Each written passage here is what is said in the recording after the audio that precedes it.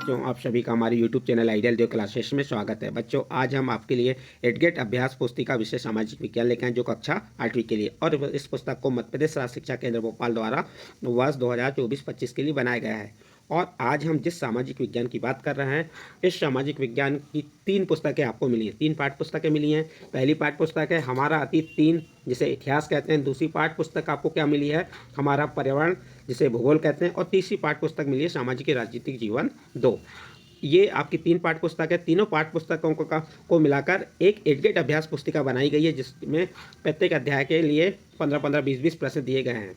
तो आज हम इस वीडियो के माध्यम से आपको जो आपका भाग 3 है सामाजिक राजनीतिक जीवन 3 का अध्याय 8 और अंतिम अध्याय बताएंगे। इसके पहले के वीडियो में हमने आपको प्रत्येक वीडियो बता चुके हैं। इसके पहले हमने आपको भूगोल से संबंधित पूरे प्रश्न अध्यायों के उत्तर बता चुके हैं, और भूगोल के बाद आपके इतिहास भी बता चुके हैं।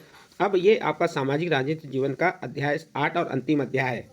तो सामाजिक विज्ञान का अंतिम अध्याय क्या है, कानून और सामाजिक न्याय से संबंधित प्रश्नों के उत्तर आपको बताएंगे। चलिए, इसका पहला प्रश्न क्या है, मजदूर वर्ग की आर्थिक सुरक्षा हेतु प्रावधान है। ए नंबर सामाजिक सुरक्षा कानून, बी नंबर स्वास्थ्य कानून, सी नंबर न्यूनतम वेतन कानून, और डी नंबर मन चाहे वेतन का कानून। तो इसका सही आंसर आ जाएगा आपका सी नंबर न्यूनतम वेतन कानून। तो इसका सी नंबर का ऑप्शन सही है। अगला प्रश्न है, निम्नलिखित देशों के उद्योगों का विकासशील देशों में आने का कारण नहीं है। ए नंबर सस्ते श्रमिक व सुलभ संसाधन, बी नंबर विकासशील देशों के कमजोर कानून, सी नंबर विकसित देशों का सद्भाव, और डी नंबर जोखिम भरे उद्योगों पर कड़ा प्रतिबंध। इसका सही आंसर आ जाएगा सी नंबर विकसित देशों का सद्भाव। आपका प्रश्न नंबर 2 कंप्लीट हुआ। नेक्स्ट अगला प्रश्न आता है आपका प्रश्न नंबर 3, बिजली से चलने वाले करघों को कहते हैं। ए नंबर कारखाना, B number handloom, C number सुविधा केंद्र, और डी नंबर पावर लूम। तो इसका सही आंसर आ जाएगा डी नंबर पावर लूम। बिजली से चलने वाले करघों को कहते हैं, क्या कहते हैं, पावर लूम कहते हैं। प्रश्न नंबर 3 का उत्तर कंप्लीट हुआ। नेक्स्ट अगला प्रश्न आता है आपका प्रश्न नंबर 4, भोपाल गैस त्रासदी के संबंध में कौन सा कथन असत्य है। ए नंबर कंपनी अमेरिका की थी, बी नंबर घटना 2 दिसंबर 1984 को हुई, सी नंबर कारखाने में MIC गैस का रिसाव हुआ, और डी नंबर इस घटना से कोई जनहानि नहीं हुई। तो इसका सही आंसर आ जाएगा डी नंबर इस घटना से कोई जनहानि नहीं हुई। ये कथन कैसा है, असत्य है। इस प्रकार आपका प्रश्न नंबर 4 कंप्लीट हुआ। नेक्स्ट अगला प्रश्न आता है आपका प्रश्न नंबर 5, सरकार द्वारा बनाए, नंबर 1 इसमें दिया है, नंबर 1 में क्या दिया है, सरकार द्वारा बनाए कानून निजी कंपनियों पर लागू नहीं होते। नंबर 2, मजदूरों को सुरक्षा प्रदान करने के लिए न्यूनतम वेतन का कानून बनाया गया। नंबर 3, उत्पादकों और उपभोक्ताओं के हितों की रक्षा के लिए भी कानून बनाए गए हैं। उपरोक्त में से सही कथन है। तो इनमें से सही कथन कौन सा हो जाएगा आपका, 2 नंबर और 3 नंबर। तो डी नंबर का ऑप्शन सही होगा, कथन 2 व 3। इस प्रकार से आपका प्रश्न नंबर 5 कंप्लीट हुआ। नेक्स्ट अगला प्रश्न आता है आपका प्रश्न नंबर 6, रिक्त स्थानों की पूर्ति कीजिए। खाली स्थानों के सही ढंग से क्रियान्वयन से औद्योगिक दुर्घटनाओं को कम किया जा सकता है। तो इसका सही आंसर आ जाएगा खालिस्तान में सुरक्षा कानूनों के सही ढंग से क्रियान्वयन से औद्योगिक दुर्घटनाओं को कम किया जा सकता है। नेक्स्ट खालिस्तान है बी नंबर, विकसित देशों की तुलना में भारत में मजदूरों का वेतन खालिस्तान में प्राप्त होता है। जो विकसित देश होते हैं उसकी तुलना में जो भारत के मजदूर का वेतन कैसा होता है, कम होता है। इसके बाद नेक्स्ट प्रश्न है, CNG का पूरा नाम क्या है, कंप्रेस्ड नेचुरल गैस। CNG का पूरा नाम क्या है, कंप्रेस्ड नेचुरल गैस है। तो यह खालिस्तान क्या आ जाएगा, कंप्रेस्ड नेचुरल गैस। अगला प्रश्न है, न्यूनतम वेतन खालिस्तान के द्वारा तय किया जाता है। तो न्यूनतम वेतन किसके द्वारा तय किया जाता है, कानून के द्वारा तय किया जाता है। तो यहाँ पे कानून आ जाएगा। नेक्स्ट अगला प्रश्न है, दैनिक उपयोग की खाद्य वस्तुओं की कीमत को नियंत्रित करने वाले कानून से सर्वाधिक लाभ खालिस्तान वर्ग को होता है। तो आपके खालिस्तान में आ जाएगा कमजोर वर्ग को या मजदूर वर्ग को। इस प्रकार से आपका प्रश्न नंबर 6 का उत्तर कंप्लीट हुआ। नेक्स्ट अगला प्रश्न आता है आपका प्रश्न नंबर 7, न्यूनतम वेतन से क्या आशा है। प्रश्न नंबर 7 क्या है, न्यूनतम वेतन से क्या आशा है। उत्तर देखिए, न्यूनतम वेतन वह मजदूरी है जो न केवल जीवन के निर्वाह के लिए बल्कि श्रमिकों की दक्षता के संरक्षण के लिए भी प्रदान की जाती है। इस प्रकार से प्रश्न नंबर 7 का उत्तर कंप्लीट हुआ। नेक्स्ट अगला प्रश्न है, न्यूनतम वेतन के लिए कानून की आवश्यकता क्यों हुई। तो आप उत्तर बता देंगे, न्यूनतम वेतन के लिए कानून की आवश्यकता इसलिए हुई ताकि मजदूरों को मेहनताना कम ना मिले। ये आपका प्रश्न नंबर 8 का उत्तर कंप्लीट हुआ। नेक्स्ट अगला प्रश्न आता है आपका प्रश्न नंबर 9, पावर लूम किसे कहते हैं, इसमें कौन काम करते हैं। उत्तर देख लीजिए, बिजली से चलने वाले करघों को पावर लूम कहते हैं। इसमें मालिक के साथ साथ बाहर के श्रमिक लोग भी काम पर लगाए जाते हैं। प्रश्न नंबर 9 का उत्तर कंप्लीट है। नेक्स्ट अगला प्रश्न है प्रश्न नंबर 10, सरकार निजी कंपनियों की गतिविधियों को क्यों नियंत्रित करती है। उत्तर देखिए, सरकार निजी कंपनियों की गतिविधियों को इसलिए नियंत्रित करती है ताकि सामाजिक न्याय सुनिश्चित किया जा सके। इस प्रकार से आपका प्रश्न नंबर 10 का उत्तर कंप्लीट हुआ। अगला प्रश्न है आपका प्रश्न नंबर 11।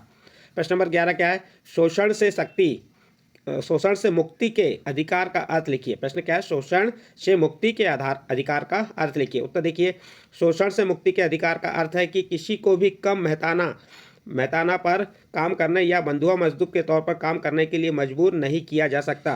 संविधान में यह भी कहा गया है कि 14 साल से कम उम्र के किसी भी बच्चे को किसी कारखाने या खदान या किसी अन्य खतरनाक व्यवसाय में काम पर नहीं रखा जाएगा।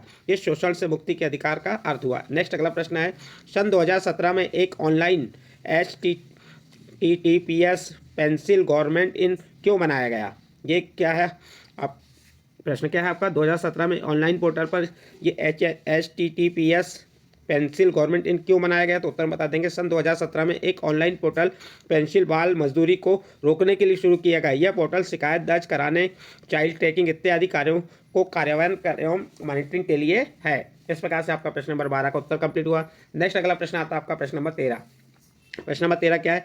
यूनियन कार्बाइड ने भारत में ही अपना कारखाना क्यों खोला? उत्तर देखिए, यूनियन कार्बाइड ने भारत में ही अपना कारखाना निम्नलिखित कारणों से खोला। नंबर 1, सस्ता श्रम। नंबर 2, यहाँ मजदूरों के लिए आवास जैसी दूसरी चीज़ों पर भी खर्च की ज़्यादा जरूरत नहीं होती थी। इस प्रकार से आप प्रश्न नंबर 13 का उत्तर कंप्लीट करेंगे। नेक्स्ट अगला प्रश्न है आपका प्रश्न नंबर 14। यूनियन कार्बाइड के भोपाल और अमेरिकी षड्यंत्रों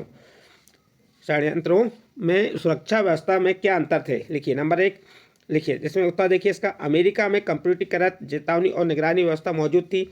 भोपाल के यूनियन कार्बाइड कारखाने में गैस के रिसाव के लिए केवल मजदूरों के अंदाजे के सहारे काम चलाया जाता था। अमेरिका में खतरा पैदा होने पर लोगों को सुरक्षित स्थानों पर ले जाने की व्यवस्था मौजूद थी, जबकि भोपाल में ऐसा कुछ नहीं था। इस प्रकार से आपका प्रश्न नंबर 14 का उत्तर कंप्लीट हुआ। नेक्स्ट अगला प्रश्न आता है आपका प्रश्न नंबर 15। प्रश्न नंबर 15 क्या है? प्रदूषण मुक्त हवा और पानी का अधिकार किस मौलिक अधिकार से संबंधित है? उत्तर देखिए, प्रदूषण मुक्त हवा और पानी का अधिकार संविधान के अनुच्छेद 21 जीवन का अधिकार के तहत मौलिक अधिकार है। इस प्रकार से आप प्रश्न नंबर 15 का उत्तर कंप्लीट है। नेक्स्ट अगला प्रश्न है, कंप्रेस्ड नेचुरल गैस यानी CNG ईंधन के इस्तेमाल से क्या लाभ होते हैं? उत्तर देखिए, CNG या कंप्रेस्ड नेचुरल गैस के इस्तेमाल से वायु प्रदूषण में गिरावट देखने को मिलती है। इसका सबसे अच्छा उदाहरण दिल्ली है। साथ ही हवा में विषैले पदार्थों का स्तर कम दिखलाई पड़ता है। इस प्रकार से आप प्रश्न नंबर 16 का उत्तर कंप्लीट करेंगे। नेक्स्ट अगला प्रश्न आता है आपका प्रश्न नंबर 17। प्रश्न नंबर 17 क्या है? न्यायालयों के पर्यावरण से जुड़े निर्णयों का मजदूरों के जीवन पर क्या प्रभाव पड़ा?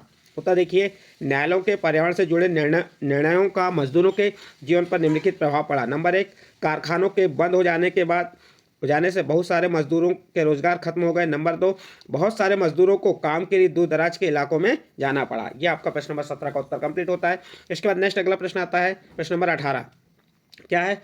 पता लगाइए आपके क्षेत्र में पर्यावरण को दूषित करने वाले कौन कौन से स्रोत हैं तथा वे हमारे जीवन को किस प्रकार प्रभावित करते हैं। विवरण लिखिए। देखिए उत्तर, पर्यावरण को दूषित करने वाले स्रोत वायु प्रदूषण, जल प्रदूषण, भूमि प्रदूषण, ध्वनि प्रदूषण और प्रकाश प्रदूषण है। पर्यावरण दूषित होने से हमारे जीवन में मानसिक, शारीरिक, सामाजिक, आर्थिक जीवन में प्रभाव पड़ेगा। यह आपका प्रश्न नंबर 18 का उत्तर कंप्लीट हुआ। इसके बाद नेक्स्ट अगला प्रश्न आता है आपका, अभी ये पूरा नहीं हुआ।